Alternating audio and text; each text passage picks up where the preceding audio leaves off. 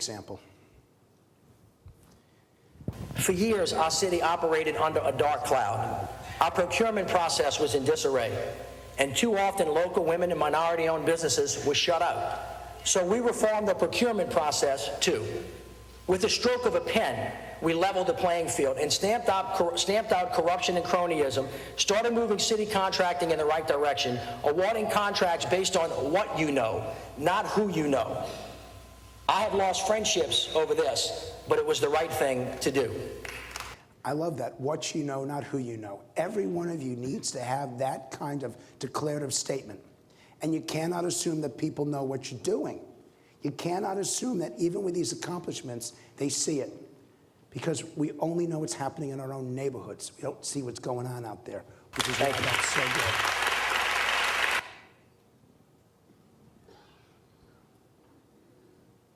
Hello, I'm Jacksonville Mayor Alvin Brown. Whether our children are in elementary school, middle school, or high school, they need caring guidance and wisdom on the path to a successful, happy life. Each and every one of us must do our part to ensure. And by the way, the focus is the path to a happy, successful. You should have had the word healthy.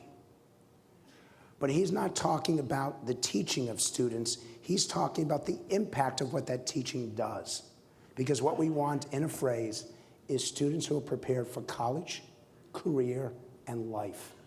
Those three words is the ultimate objective of what every parent wants for their children from your schools and your communities. Ensure a thriving, quality public education system that serves the needs of all of Jacksonville's children.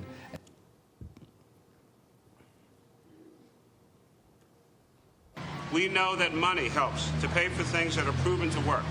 Smaller class sizes, more Head Start and other pre-K programs. We know that children cannot learn unless they feel safe, and teachers cannot be effective if they don't feel safe. I will make sure that we do what is necessary.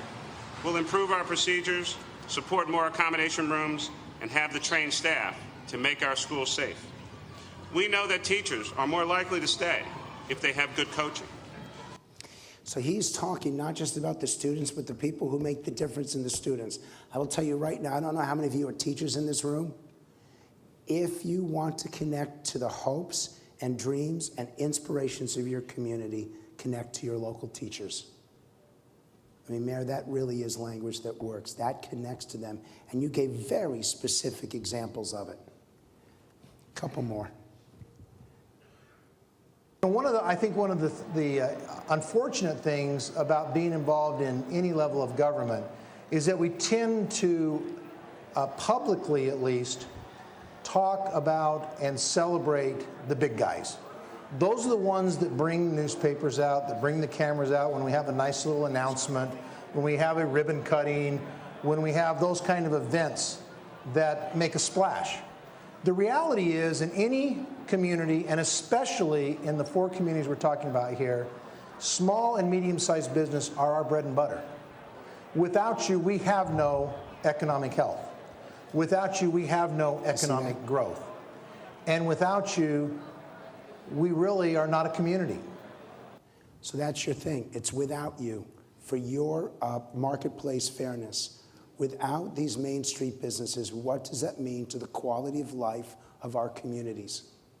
These Main Street businesses, their whole future is at stake. Look, I'm a big bookstore. I go to bookstores and I buy hundreds of books at a time, hundreds of dollars of books. I don't read anything. I got the best library of books that have never been opened, but they look awesome on the shelves. And when I have people coming over, I impress them by getting the thickest books and putting them out front. It's the consequence, and this is another word for you. What are the consequences of failure? And I use the word consequences deliberately because it grabs people's attention.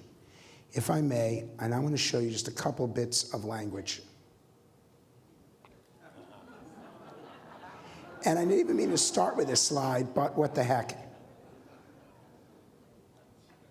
Quick question. Does the frog live or die?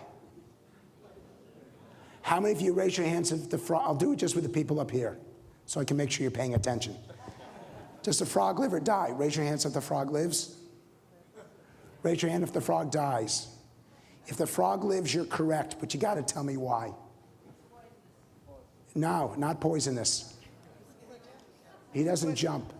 Not that he's quick. He doesn't clean the alligator's mouth. That's disgusting, sir. What city are you from? New Mexico. Only goes to show you. Any other ideas? Alligators? Alligators dead. And I do this, and I always like to start with this because I want you to observe everything that you see. I want you to think about the visuals. There are too many people up here. There are. I want to see behind me examples of where cities have changed the lives of its residents. I want to see examples that are emotional.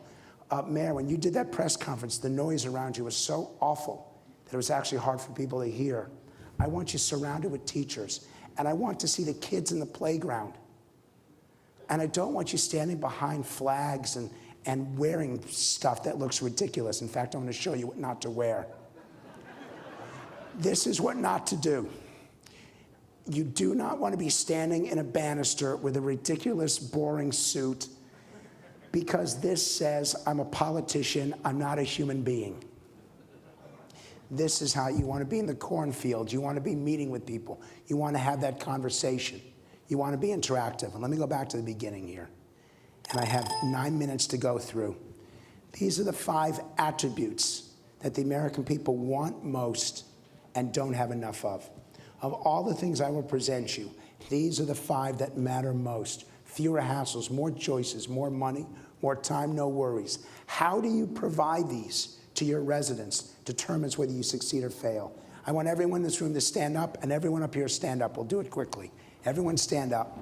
You see the 5 attributes. The first thing I want to know is, what did American women say? Sorry, American men.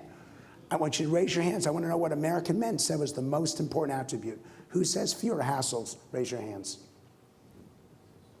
If your hand is up, sit down. Who says more choices? Raise your hands. If your hand is up, sit down.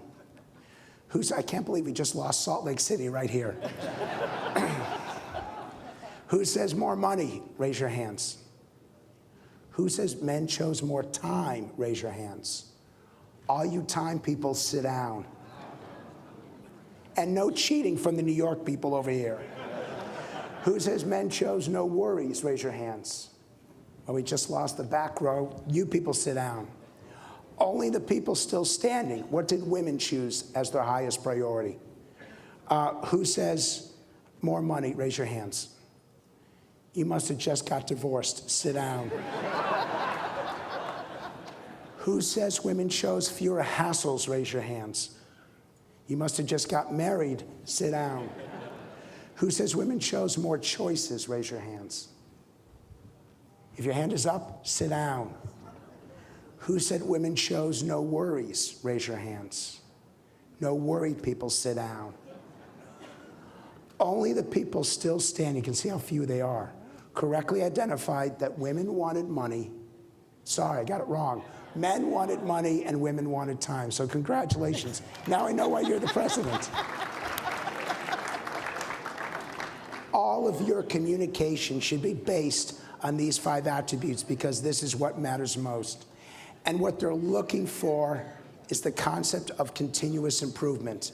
Better methods, better answers, better results. Continuous improvement is in the mindset of what residents of cities, of towns, of communities expect from their leadership.